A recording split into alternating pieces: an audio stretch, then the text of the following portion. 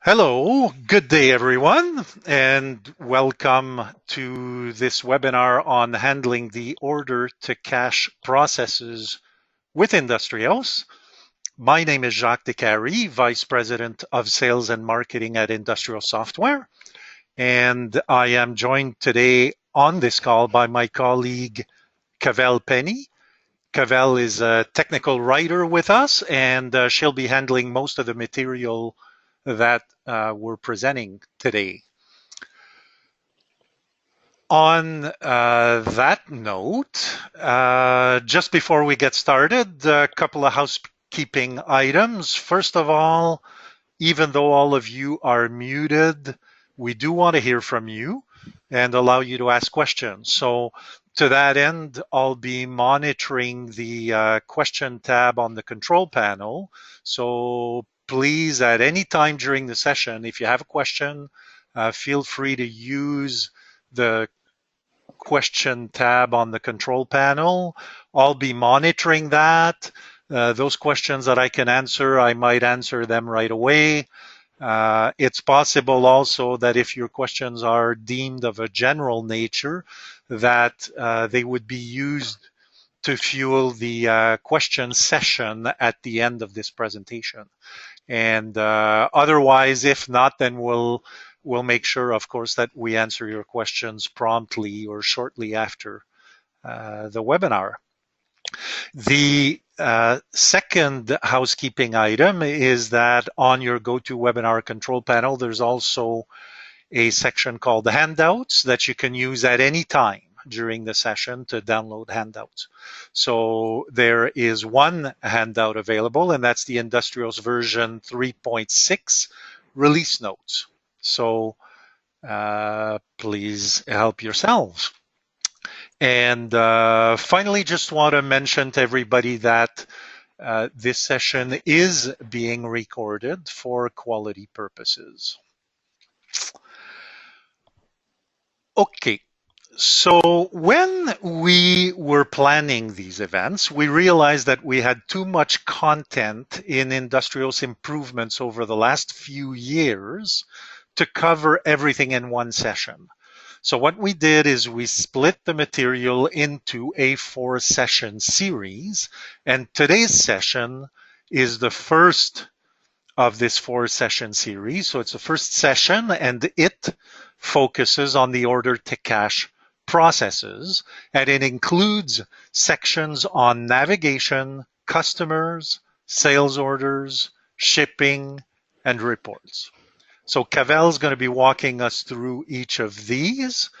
Then we'll give you a glimpse of the upcoming events that will complete the series, and then we'll wrap things up with a Q&A.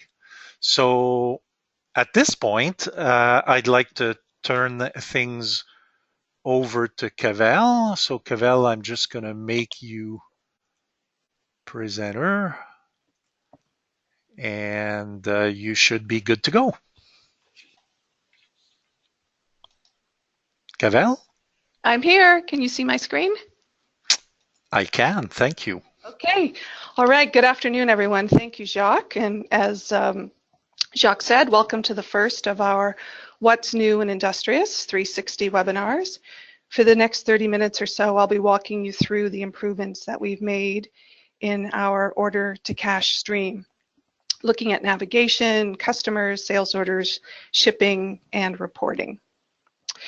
We had a number of objectives in mind and a general theme of sorts to these changes. Integration was definitely a focus for us, giving users not only quick but intuitive access to information. We also focused on data integrity and beefing up defaults and configuration to make the system adaptable to specific consumer requests, but minimizing the involvement of the user on the end in getting processes going and kicking off processes. We've also improved navigation and user tools, resulting in what we think is a better overall experience for our users. So the first step on my show and tell tour is navigation. And our redesigned menu system delivers an improved user experience, faster access to information, which ultimately supports productivity and decision making. So the new tools that we'll look at in this area are the redesign of our menu into functional areas. We've got my favorites, dashboards and gadgets, as well as some search capabilities that help you navigate Industrious with ease. So those of you who are 350 users will be very familiar with this screen, and we were quite fond of it ourselves. But we decided it was time for a change, and so we've actually changed a lot from this to this is what the new main Industrious screen looks like today. The first thing that you'll notice is that the menu has been reorganized into functional areas such as sales, procurement, inventory, human resources, production, making it easier to find related items. These items expand to reveal the available modules and the menus within each of the area, and there's 4 levels to the new menu system. We've got 1, which is the functional group. We've got the modules within the group.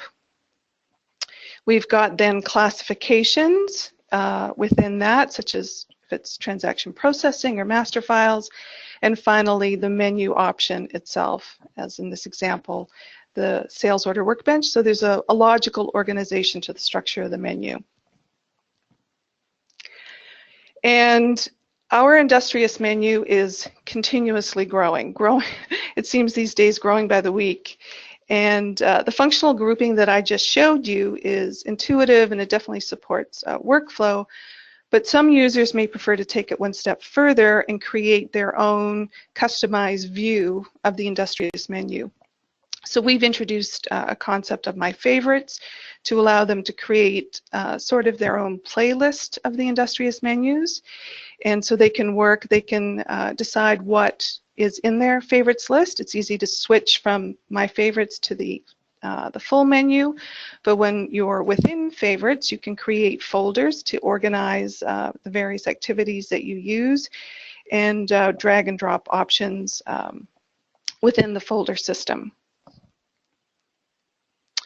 This next feature is my personal favorite. As the writer, I spend most of my time working with brand new functionality and working with development.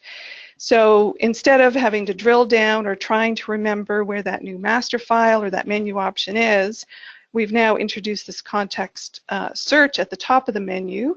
So I can just key in there what it is that I'm looking for. It finds all the matches, including the path of where that item is stored.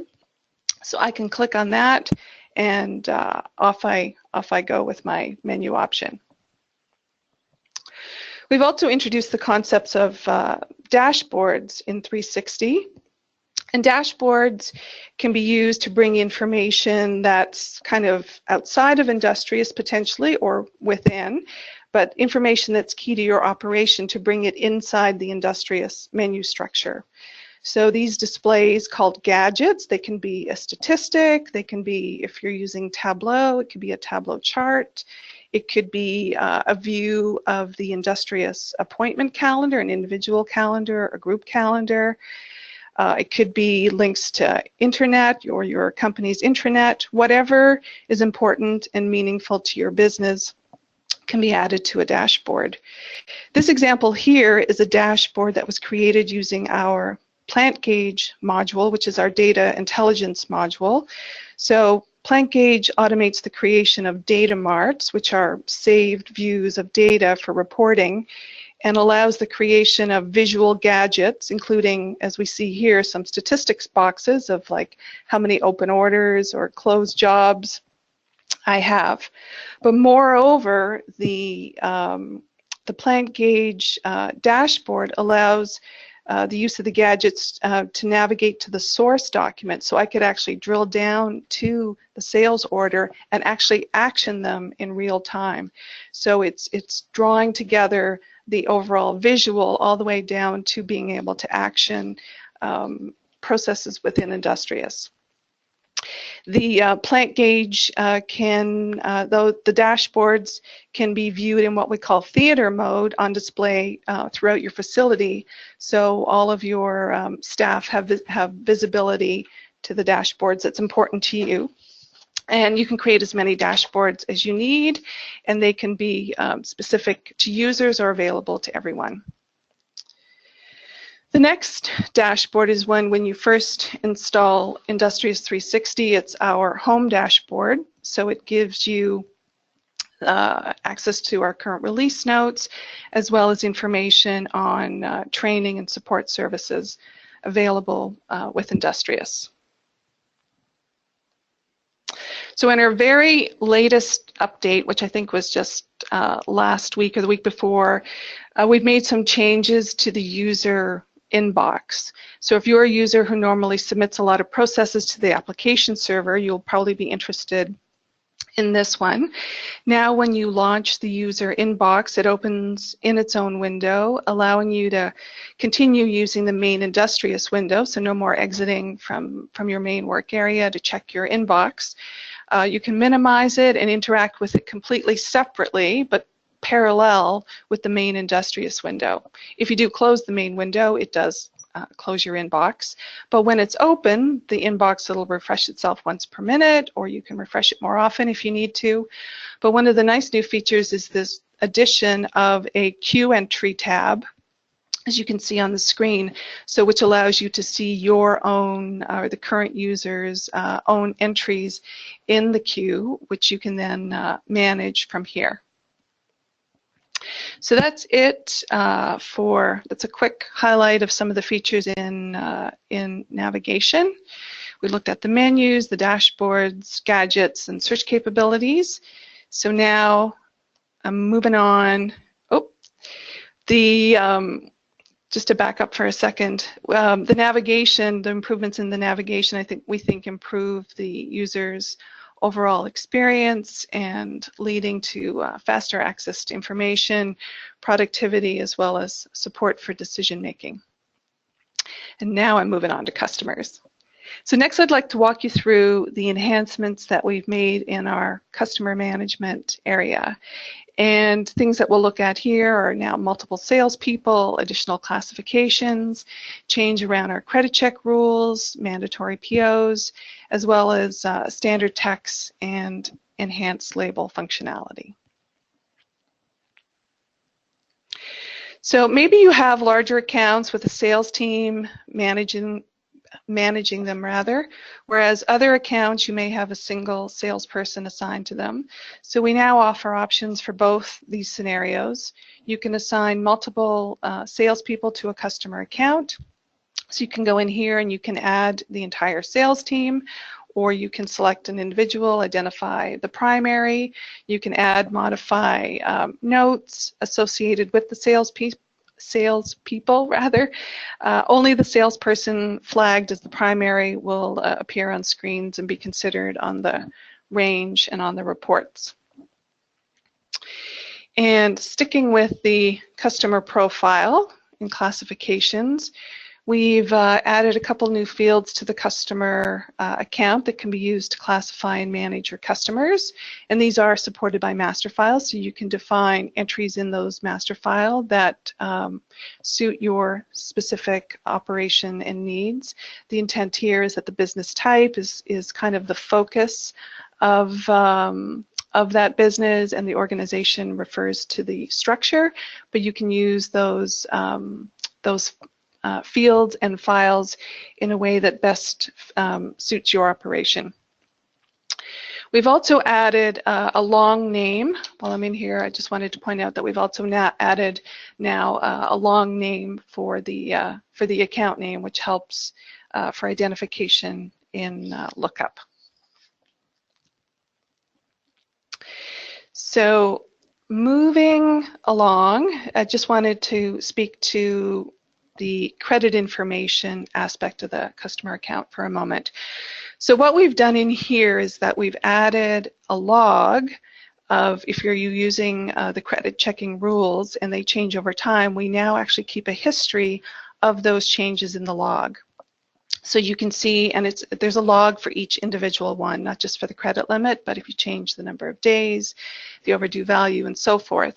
So it keeps a log of when that change was made, what the value was before and after, if it's currency, the applicable currency, if it's a dollar value, and who actually made the change.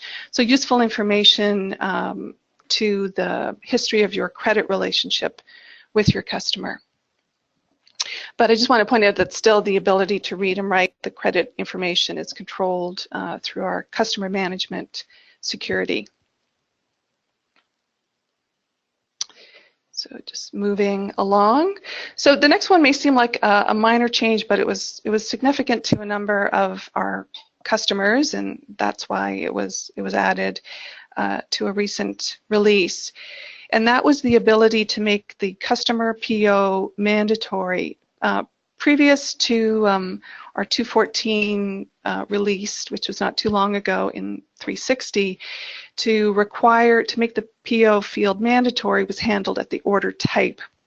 So if you wanted it to be applicable to a certain customer, then you had to make sure that you were using that order type.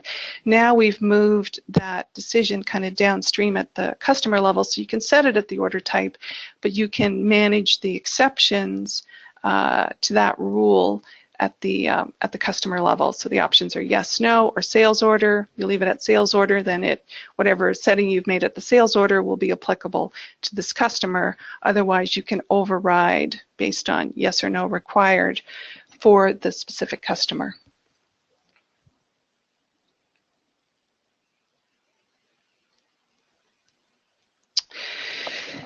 Standard text. So we've done a bit of a reboot in our standard text area, getting rid of some of the master files that existed in 350 and kind of restructuring how we're using it. So now through the use of standard text types and categories, the text type controlling where that standard text is available for use throughout the system, and then categories controlling the forms and documents that it can print on, we have a lot more control of standard text and how it's used throughout the system. We can control where the text can be used, and also with the introduction of effective dates, we can control when that text is available for use. When you run forms, you can include whole categories of standard text from a pick list. And we've also added the ability to add standard text for the specific customer. So when adding standard text to the customer, you can start from scratch and enter text and make it customer specific, or you can start with an existing standard text, modify it, and then make that customer specific. There are lots of options. And the standard text added to the customer can, when that text category is included on the generation of forms, then you include that customer specific text gets included. We can also add the specific customer text. It can be restricted to a ship to, allowing you to automatically change the text printed based on which ship to is being served by the particular document. In all cases, the respective lookups will use the status and effective dates, expiration dates, in order to control which texts are used. And one of the great features of standard text is that when the text of a standard text ID is modified, then the text field for all of the records that use that same text ID are modified. So centralized control of the standard text, but the flexibility to make it customer specific. Similar to standard text, we've also introduced some enhanced label functionality in 360 and kind of revamped how we deploy labels. So the thinking behind the new design was to support the configuration or assignment of labels kind of upstream of when they're actually used, to configure where the labels would be required, and to simplify the end processes of when the labels are actually printed. So by configuring ahead of time, it makes it a lot easier for the end user in not having to make the decisions about which label is required where. So by introducing label types, they can be assigned to customers, items, and customer item combinations. So then these assignments determine the specific labels that ultimately get used in printing. So once configured, as I mentioned, the setup can simplify the processing of labels for the end users. They merely need to know the type of label they're printing and where it should print. The system would check kind of in the following order as to which label. If there's a specific label requirement based on the customer and item involved, then it would use that label. If not, it'll check to see if there's a specific label for the customer irrespective of item. If not, if there isn't one for a specific item, it would use one for the customer. And if that's still not found, is there a specific label when an item is involved? You can make your setting to that level. And if not, then the standard label that you specify in printing the labels, that would use just the standard one if there isn't an override that's been specified. So a lot of upstream configuration, but simplification on the end user generating of the labels. So that completes the customer section, and I'm just going to move on to sales order fulfillment. And I just want to remind you, as Jacques mentioned, we'd be happy to answer any questions at the end. So if you've got any questions so far, make sure you're jotting them down, and I'll be happy to answer them at the end.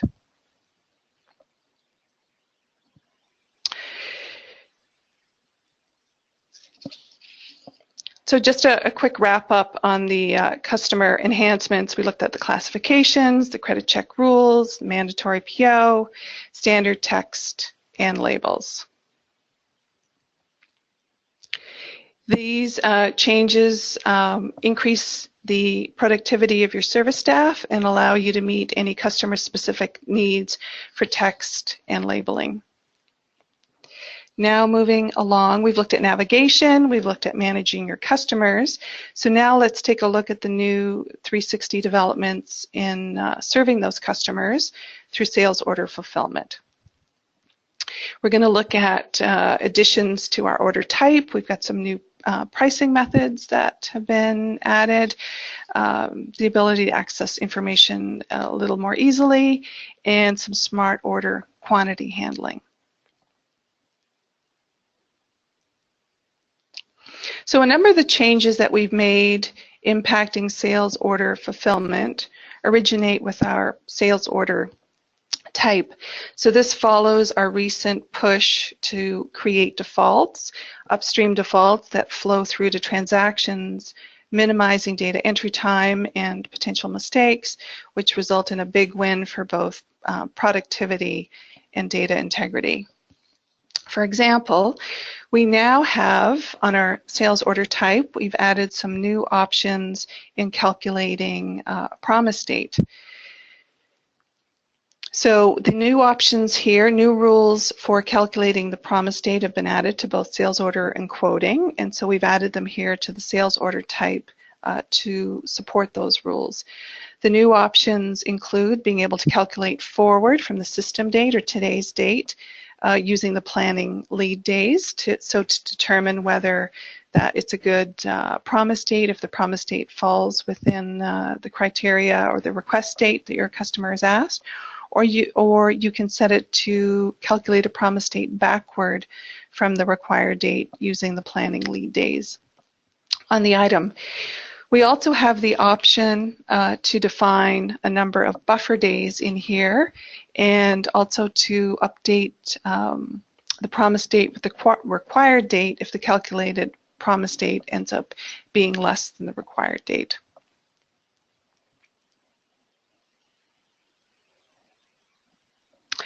We've also added some ship from functionality. So we know that our customers' operations are dynamic. There isn't a one size fits all for all of you. So in 360, we've introduced ship from functionality. You may ship from a single location, you may have multiple warehouses, maybe you drop ship from vendors, or some of you even ship from other customers. So to support this functionality, a default ship from source field has been added to the sales order type, the shipping rules. The options are none, company information, location, vendor, and customer. So none would allow you to enter it at the time of the order, allowing that flexibility. Company information would use the main company address that you would have set up in your product group application. What is the main address for your company? Location, it's obviously an inventory location or a vendor or a customer record. The sales order, or sorry, the ship from field was also added to the sales order workbench on our shipping tab, and also the shipment workbench, shipment history, and all of our picking and shipping documentation, which we'll take a look at in a little bit. As I mentioned in the intro, we've added some new pricing methods in our sales order fulfillment area. Specifically 3 new ones. We've added a price book, a line discount, and something called an additional discount. So what a price book does is it's a new pricing method that allows for the definition of pricing that is not tied to a specific customer class or any characteristic related to the item. It is a catalog of sorts. So it's a simple list that can be maintained through the price matrix without any restriction to class. So it's time saving from an overall perspective. We've also added a pricing method of line discount to our price matrix option here. So this feature, one of the nice things about this one, that it actually allows for the tracking of discount history and control over effective and expiration dates as to when a line discount is actually offered to a specific customer. It considers currency if you're using multi-currency. You control from an application setting whether you're using the line discount, if it's going to be controlled by the price matrix, or if it's line discounts are originating from the customer itself. If you choose to use this method, then the nice thing about it is that, flipping back to our customer for a moment, on the pricing tab, you actually have, as you add new line discounts in the price matrix, we maintain a history of the discounts that were available to the customer. We've also added a new pricing method called additional discount that's controlled by an application setup. Whether you choose to use it or not is completely up to you. It's similar to the line discount, but this one allows you to be a little more fine in how you define the discount. So it can be a combination of price book, customer key, item key, and unit of measure. So if enabled, the system will check for the additional discount in the order. If it'll search by customer, item, and unit of measure. If it finds the discount, it'll use it, and if it doesn't, it'll search by customer key and item key and unit measure. And as soon as it finds a record, stops searching and returns the discount in the discount percent field on the sales order line.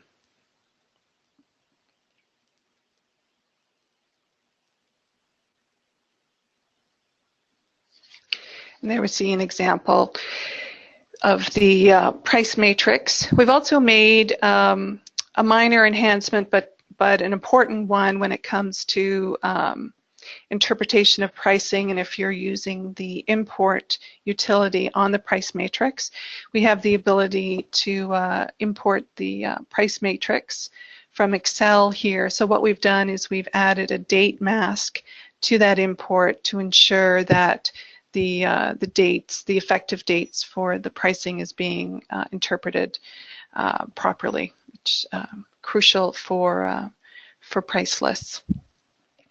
Again, related to Excel, jumping back to the sales order workbench for a moment, we've also added an export to Excel icon to the sales order workbench. So if you want to do further analysis offline with Excel, you can use your range features within the sales order workbench and then export to Excel. And you can even specify which fields to export and what the destination, where they're going in Excel. So kind of a nice feature for those that like to do more analysis offline in Excel with the information in the sales order workbench. Excuse me. The last item in the sales order fulfillment area is a bit of a spoiler alert, as we're going to be looking at the changes that we've made to inventory, and there are a lot of them that have been made to the inventory item master. We're going to be looking at those in one of our future sessions, but I just wanted to show you a couple of the ones here because they do impact sales order fulfillment, and that is on the selling unit of measure for the item in the item master. We've added two fields. We've added a minimum order quantity and an order quantity multiple. So if you choose to use that functionality and you enter it here, then when you enter a quantity in sales order fulfillment, it will validate and possibly fail if the quantity does not adhere to the requirements in the selling unit measure. So I just wanted to point that one out.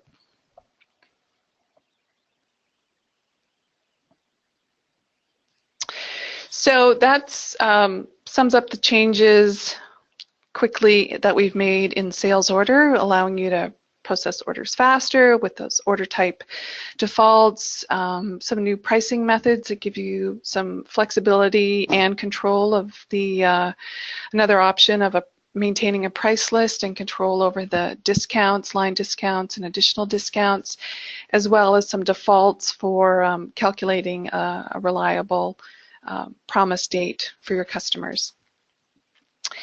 Now I'd like to move on to the shipment area. So some of the features we'll look at in here are we've added some consolidation options, as well as the functionality I mentioned previously with the ship from functionality. So we've added the ability to consolidate shipments to a single bill of lading. It's now part of the Create Shipments process. When you're looking at your shipment requirements screen and your shipment planning, the shipping requirements by sales order screen, and you're creating your shipments, you can choose to, with the icon or the checkbox you see here, we can consolidate the bill of lading, and on a primary and a secondary basis. The primary basis sets what must be the same in order to be considered for consolidation. The choices are based on the customer key, or perhaps the customer key shipped to and the sales order. And the secondary basis identifies the additional conditions that must be met in order to create the consolidated bill of lading. So if the conditions are met, the bills of lading are consolidated, and if not, then the Create Shipment process would just create normal shipments.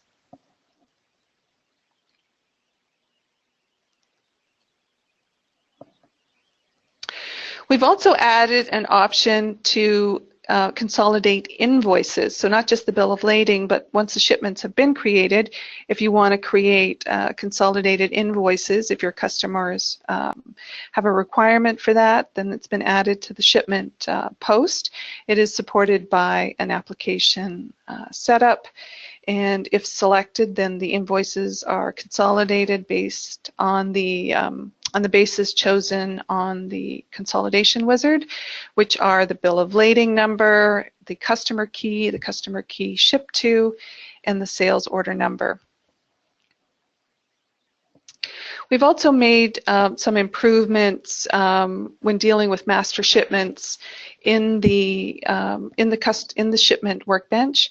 You can now tag all shipments associated with the master shipment in the post. So you can just tag the master shipment, and there's an option to automatically tag all associated shipments. So this feature saves time by not having to tag all of the associated shipments, and it also avoids any posting errors that possibly result if an associated shipment is left untagged. So it's a nice feature in dealing with master shipments. And we also have an update of master shipments or shipments related to the master shipment. So we've added a new option. If the master shipment has been selected for update, there will be a tag box that you can actually choose to update all of the related shipments to the master without having to tag all of those. So some nice improvements in the master shipment area. So that sums up the additions in our shipping area that allow you to meet your customer-specific documentation requirements, hopefully improving on-time delivery and reducing shipping errors. In this last section, I'd like to walk you through some of the changes that we've made to our reports. The reports impacted in 360, specifically the bill of lading, commercial invoice, sales commission report. We've got a brand new sales journal report, as well as a new shipping requirements by sales order listing. So on the number of changes that we've made to the standard bill of lading, as well as the commercial invoice, it's been updated with the new ship from functionality. And if you remember, we looked at the functionality a little while ago in the addition to the sales order type.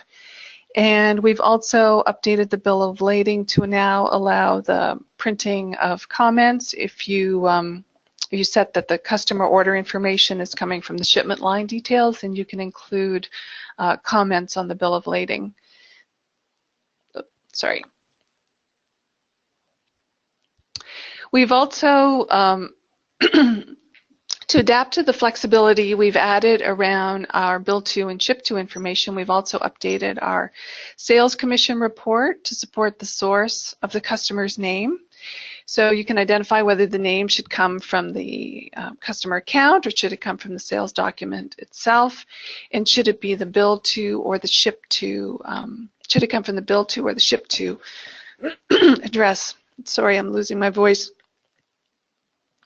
We've also expanded the criteria that can be used to include inventory items on the sales commission report. So you can now include filtering and including items based on the item type, the commodity key, product key, the location, and the item class.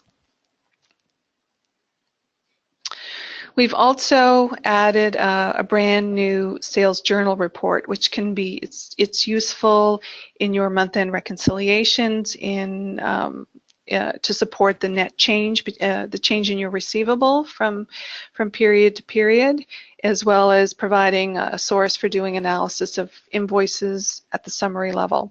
It's a listing of posted invoices and credit memos. It's generated based on the invoice header, and it gives you visibility to invoice amounts, net of discounts, freight, and taxes. We've also added a brand new shipping requirements by sales order listing to support analysis and valuation of orders based on your planning criteria. So it's based on the shipping requirements calculation by sales order, and so the listing gives you the value of the order, what percent fill it is, estimated weight, shipment value, and currency information, and the listing can then be used to support shipment planning and picking. So that kind of quickly and high level was the features kind of in the core of the sales to order, the order to cash area. But I just wanted to, if I can hold your attention for just a couple more minutes, I wanted, a lot of the effort in that area has actually gone into a couple of our extended features, primarily the sales order kit and the blanket sales order. So I just wanted to take a moment to highlight some of the features. If these features are applicable to you, just wanted to make you aware of a lot of the enhancements that we've made with both those extended features. So if you remember back to the changes that we made regarding promise date calculation for the sales order type, well, we've also added some information here for kitting, so it allows an additional offset, not just for the time to prepare the items, but the actual kitting time for preparing the kit and putting the kit together.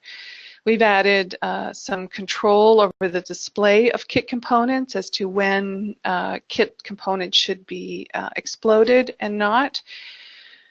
We've also offered the flexibility of closing a kit to inventory instead of shipping it, otherwise known as the we never stock sales order kits except when we do stock sales order kits.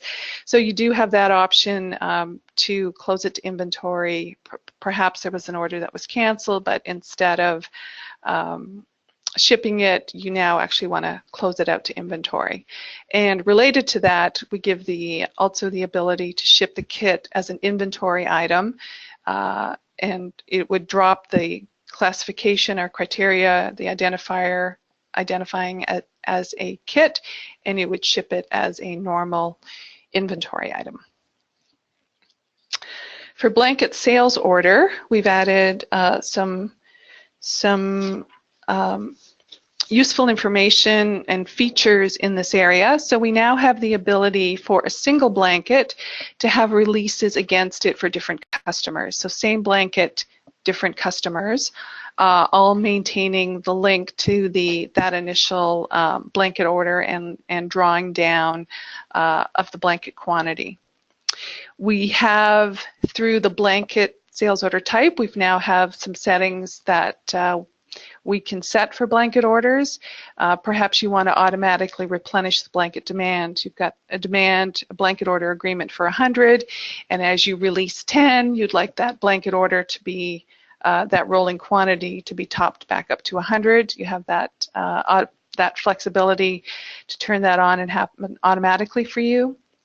We can also include whether you want to include the blanket demand in the MRP forecast, and the importing of a blanket sales order release. We know that for our customers that use blanket sales orders, a release can come in a myriad of formats. It could come in a planogram, it could come as an Excel sheet. So we've offered some flexibility that you can then configure that original document, reformat it, add the fields that you need are applicable to the import of the blanket sales order, and quickly import that release and have it apply against the original blanket. And that brings us to the end. I hope I didn't put anybody to sleep and that you're all still there. So I just want to sum up. As I mentioned in the beginning, our theme was around integration, data integrity, and usability, and all of the improvements that we made fall into one or often a number of these categories in terms of the improvements that we made and the impact, all leading to an improvement in your investment in IndustriOS, the IndustriOS software, and specifically version 360. So I thank you very much for your time, and I'm open to questions. I think Jacques has a few more slides, and then we'll come back to questions, and I'm sure Jacques will be happy to answer your questions.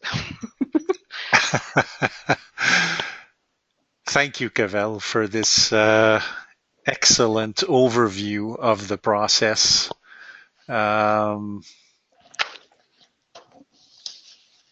Okay, so I'm just going to show my screen at this point. So I hope you've all found this information beneficial. Couple of things I'd like to do. I mean, hope is not a strategy that I particularly like. So rather than hoping, here's what I'd like to do. I've got a poll question set up, and I'd like to just poll the audience here. So by asking a question, and the question is, which section of today's presentation contained features that you would be likely to benefit from? Okay, so that's going to be the poll question. And it is it's a multiple choice and a multiple answer. So you can answer, of course, you can answer none, but you can also answer multiple. So 0, multiple, or all of them. So that's it. So which section of today's presentation has features that you'd be likely to benefit from? You've got the answers in front of you. I've got a number of answers here. I'm going to close this poll in 3, 2, 1, and so I'm closing the poll. So thanks for your participation in this. So one of the things I mentioned when we kicked things off was that today's session was the first of a 4-part series. The next events are scheduled, as you can see on your on the screen right now. So the next events in the what's new sections are Procure to Pay on June 14, Inventory Control and Costing on August 23rd, Plan to Production on December 13. And then inserted in the, not in the middle, but in, as inside of these events, there's another event that's not part of this series that's going to be more general in nature, entitled Employee Engagement Using Plant Gauge. And that's on October 25th is the planned date for that. So, and finally, next year, so I just want to mention, we will be launching a program called The More You Know. And The More You Know is going to be a series of short instructional videos to help all of you with some of the functionality inside of Industrial. So some of us learn better with short videos, and that's what The More You Know will be all about. So so that's it. So based on this, if I can just find control of, I know there's a mouse in here somewhere. Okay, so I've got another poll here that I'd like to run, if I may. And this poll is, which of the following events would you have interest in attending? Okay, so, and again, multiple choice, multiple answer. So you can answer none of them, you can answer one or a few, or you could answer all of them. So that's it. So which of the following events would you have interest in attending? And so Procure to Pay, Inventory Control and Costing, Employee Engagement Using Plant Gauge, or Plan to Production. So closing this poll in 3 seconds, 3, 2, 1, and closing. And thank you all for your participation here. Okay, so let's now move on to questions. And let's see, how are we doing for time? So we do have a few minutes. Cavell, are you good to answer a few questions? Sure, yeah, sorry, I was joking about Jacques answering questions. All right. I wasn't sure. I will try. Okay, so I've got a couple of questions here. The first one is, how do you manage different addresses associated with a customer? Okay, good question. Well, there can be a number of addresses associated with an Industrious customer. We support multiple bill tos. We've got multiple ship tos. As I showed in the presentation, we now have ship from addresses. So goods can ship to multiple ship-to addresses for the customer, as well as we've got third-party addresses that we can manage, such as freight forwarders, a broker. The thing that's nice about the system, though, we can use our account types and create kind of logistical types, so they can be a prospect type of customer account, so they don't have to integrate to accounting or mess up accounting, that can be used just to hold the address. So we can use that to manage some of those third-party addresses so that they're there as placeholders. They can be created as related accounts, and then we can draw on those for creating the addresses for freight forwarders, brokers, and so forth. But then we've got some capabilities with our account type and order type and application setup to put security and control around how those things are used. So the foundation and structure is there to manage whatever type of address that you need from a build to, ship from perspective. I hope that answers it. I hope that answers the question. Yeah, no, I think that's fairly comprehensive. If not, of course, folks feel free to, still use the question panel. I'm still monitoring that. We have another question, Cavell. How can you invoice charges on an order without shipping the charges? So this refers to billable only. Oh, okay. Yep. So we actually have introduced new functionality in 360 to accomplish that. So that's the example here is like an installation fee. So it's on the order and it needs to be on the invoice, but you don't necessarily want it. It's not something that you're actually going to be shipping. So on the sales order type now, you can actually you can turn a billable flag on, and it sort of suspends the item. So it's on your order, but you can identify it as a billable only item. So it kind of suspends it. It doesn't flow through shipping. The rest of the items flow through shipping and then reappears again when you get to the invoice workbench, but the invoice is identified that there was a billable only item that originated from the sales order. It appears almost like a little post-it icon that requires your attention, and you have control around it as to whether invoices can be posted without them. Normally you wouldn't want to allow that, and whether invoices orders can be canceled that have billable only flags. So that's kind of a nice feature that keeps the shipment workbench a little cleaner from a process perspective. Mm-hmm. Okay, good. One other question here. How do you know when a customer required date is within lead time? Oh, that was the, I don't know if you remember when we looked, I breezed through pretty quickly, but we've got now a new promise date calculations on the order type. You can choose whether you're calculating forward or backward.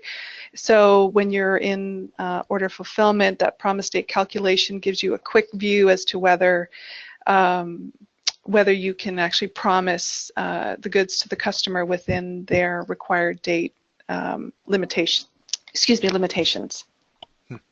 Okay, so we've got time for two more questions. So I'm going to pick from these. So one is, can you see the history of credit granted to a customer? So can you record a credit benchmark without having the system? Check. Oh, okay. Yeah. If in my presentation, I covered the new log of the changes to the credit limit, but some of our customers also may just want to enter a credit limit without all of the credit limit checking. It really depends. So now we've added a new flag to the account type that allows you to enable the credit limit, so you can enter it there, but only have it for reference purposes. So your sales order entry staff can look at it, but you're not using the full credit checking features. So it's kind of flexibility of how far you want to go with that credit check functionality. Okay, thanks for that. Last question. On the pricing side, what's the benefit of a price book? And can I track discounts? So that's kind of two questions. They sneak in. Oh, okay. So what's the benefit Yeah, of a price book, and price can I book. track discounts? Well, the price book, the main benefit of is the simplicity and in the ease now of being able to maintain it in the price matrix. So it is a catalog of sorts that you can define by currency. It's easy to maintain or update because it's all maintained within the price matrix. So from a time-saving perspective overall, it's a time saver with maintaining the price book or price list in the price matrix. So if that type of pricing is applicable to your operation, then that's kind of a nice quick and easy way to maintain it, and you can even import it from Excel. With the discount, if you're using the new line discount pricing option, then yes, we do track a history of the discounts that have been offered to the customer. But you'd have to be using that new the new line discount. I'm having trouble with discount today. The new line discount price functionality. Okay, I think that answered it. Cool. Okay. We're going to wrap things up. Cavell, I really want to thank you for all the work that you've put into preparing today's material. I want to thank every one of you that have taken time out of your busy schedules to attend our session. I'm just going to quickly display here Cavell's contact information, my contact information.